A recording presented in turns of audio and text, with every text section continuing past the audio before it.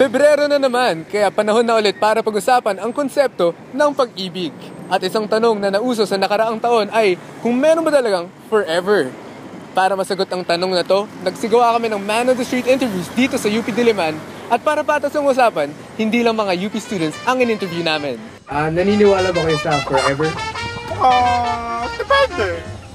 Itong makakilala ko, naghahabol lang ng chicks. Naniniwala pa ba kayo sa forever?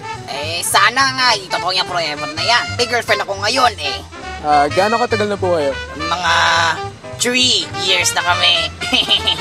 Excuse me, pwede ba interview? Naniniwala ba kayo sa forever?